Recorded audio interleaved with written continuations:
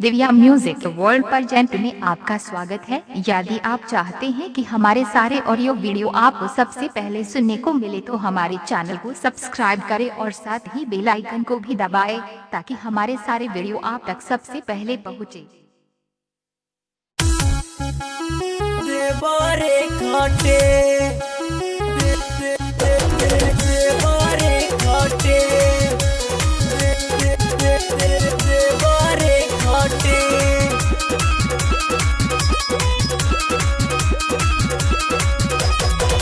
सुत जाला पी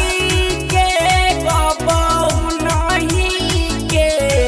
देहिया में तनको न सके सुत जाला पी के बाबा नहीं के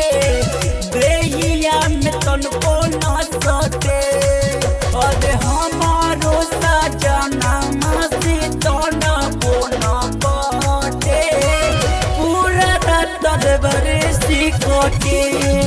और हमारो सजना से तना बोना पाटे पूरा रात देवरे खटे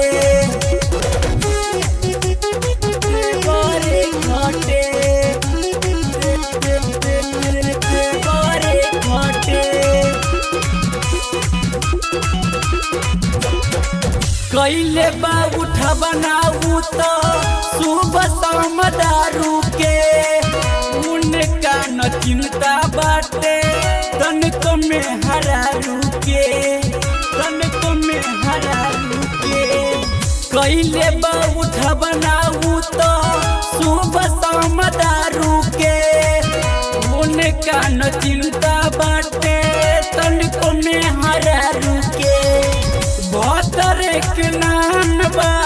देवरे के काम बा सब बकलो लऊ हवे और हमारो सजना से तो न कोना पाटे पूरा रात देवरे सिकोटे और हमारो सजना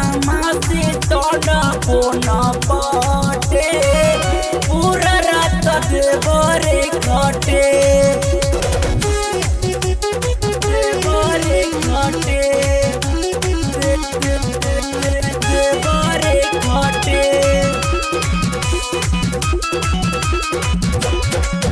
अमित राज पियाबा मोर छुएला न देहिया हमारा त मुहाबा से निकले खाली गोरिया